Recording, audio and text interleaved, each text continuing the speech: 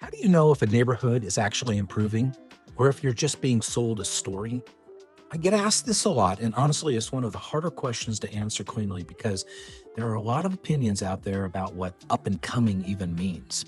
But over the years, I've noticed a few things that tend to be pretty reliable indicators, and most of them don't require any special data or inside knowledge.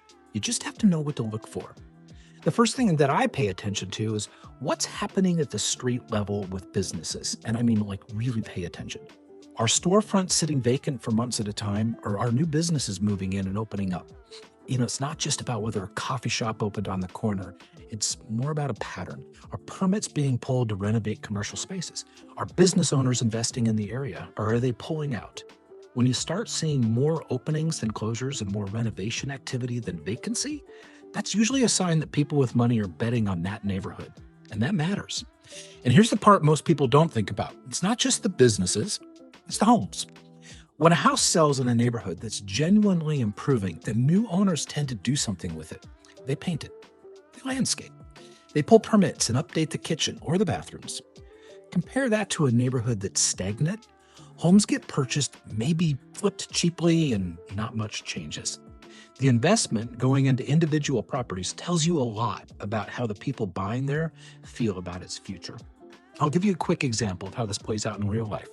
There are pockets right here in the San Francisco East Bay, neighborhoods that 5 or 6 years ago people weren't really talking about.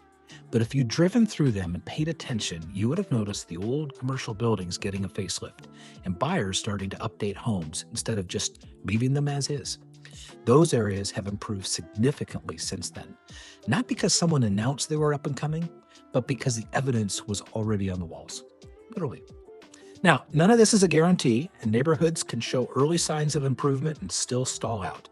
Economic headwinds, rising interest rates, changes in local policy, all of that can slow momentum.